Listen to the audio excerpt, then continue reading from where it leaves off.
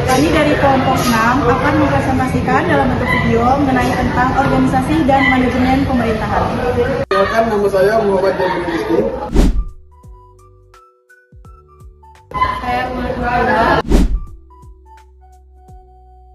Saya Rahma Modika. Saya Labrakila. Saya Abu Rahman. Berikut presentasi video dari kelompok kami. Definisi dan konsep dasar organisasi pemerintahan dan manajemen pemerintahan. Secara umum, organisasi dapat diartikan sebagai suatu wadah atau sistem yang berisi sekelompok orang yang bekerja sama untuk mencapai tujuan tertentu. Sedangkan organisasi pemerintahan adalah wadah atau alat berupa kelompok orang yang bekerja sama secara permanen untuk mencapai tujuan tertentu dalam penyelenggaraan pemerintahan. Dalam sistem pemerintahan Indonesia, organisasi pemerintah terbagi menjadi organisasi vertikal atau lembaga negara yang menjalankan pemerintahan dari pusat ke daerah, dan horizontal atau lembaga yang hanya bertugas dalam lingkup daerah tertentu. Organisasi ini hadir untuk memberikan layanan publik dan meningkatkan kesejahteraan masyarakat melalui pelayanan yang efektif dan efisien. Manajemen pemerintahan adalah upaya yang dilakukan pemerintah untuk memenuhi kebutuhan publik dengan mengelola sumber daya yang ada secara efektif dan efisien. Jadi secara sederhananya, manajemen pemerintahan ini adalah proses mengarahkan dan menggerakkan sumber daya manusia yang ada dan sumber daya lainnya untuk mencapai tujuan organisasi pemerintahan yang telah ditetapkan. Manajemen ini mencakup teknik dan keterampilan dalam mengubah kebijakan menjadi program tindakan yang tidak nyata. Fungsi manajemen pemerintahan. Fungsi manajemen pemerintahan terdiri dari beberapa aktivitas utama, yaitu 1. Perencanaan atau planning, yaitu untuk menentukan tujuan organisasi dan menyusun langkah-langkah untuk mencapainya. Yang kedua, ada pengorganisasian atau organizing, yaitu untuk mengatur sumber daya manusia dan sarana untuk pelaksanaan rencana. Yang ketiga, ada pengarahan atau actuating atau leading atau directing, yaitu untuk memberikan arahan dan membimbing agar rencana berjalan sesuai tujuan. Yang keempat, ada pengendalian atau controlling, yaitu untuk memantau pelaksanaan kegiatan dan melakukan evaluasi untuk memastikan tujuan tercapai dengan efektif. Fungsi-fungsi ini bekerja sinergis dalam memastikan pemerintahan berjalan dengan baik dan mampu memberikan pelayanan publik yang optimal. Struktur organisasi pemerintahan adalah kerangka kerja yang menunjukkan hubungan kerja dan fungsi masing-masing bagian dalam pemerintahan. Struktur ini ada pada berbagai tingkat pemerintahan dari pusat hingga desa. Contohnya, di tingkat desa terdapat kepala desa, perangkat desa seperti sekretaris dan bendahara, badan permusyawaratan desa, dan lembaga kemasyarakatan. Di tingkat pusat dan daerah, struktur organisasi lebih kompleks dan terdiri dari berbagai dinas, badan, dan sekretariat yang saling berkoordinasi untuk menjalankan fungsi pemerintahan secara terpadu.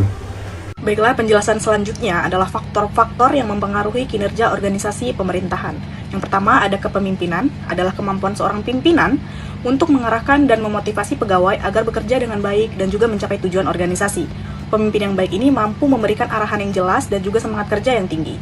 Contoh positifnya, seorang kepala dinas yang selalu memberikan arahan yang jelas dan juga memberi apresiasi pada pegawai sehingga mereka merasa termotivasi bekerja dengan baik.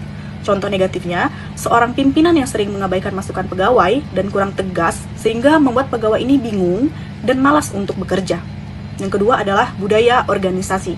Adalah nilai-nilai, aturan tidak tertulis, dan kebiasaan yang dianut oleh anggota organisasi. Budaya yang baik ini menciptakan lingkungan kerja yang harmonis dan juga mendukung produktivitas.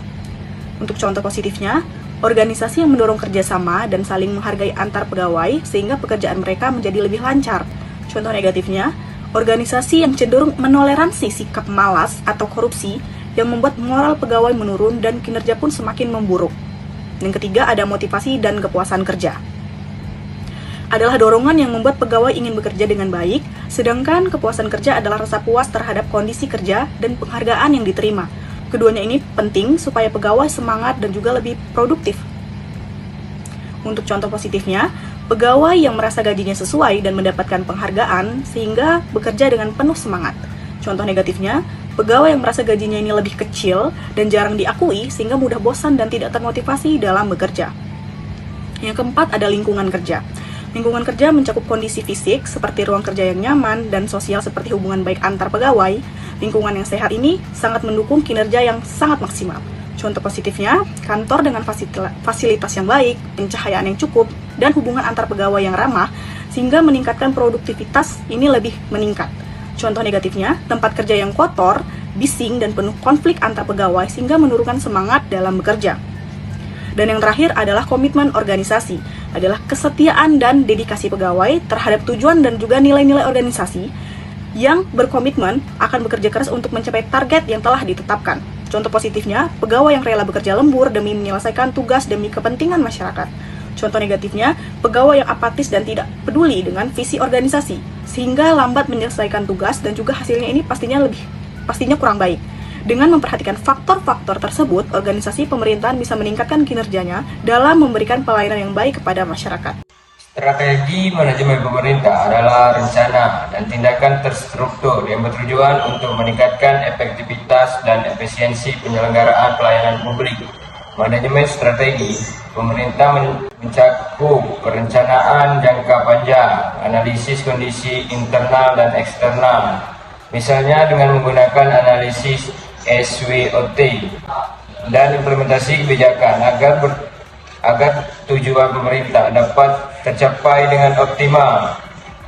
Strategi manajemen juga memuat sistem pengendalian dan evaluasi untuk memastikan setiap langkah yang diambil tepat sasaran dan dapat memberikan nilai tambahan bagi masyarakat. Penerapan strategi ini sangat penting dalam menghadapi dinamika dan tantangan pemerintahan modern, termasuk kebutuhan akan transparansi, akuntabilitas, dan responsivitas yang tinggi.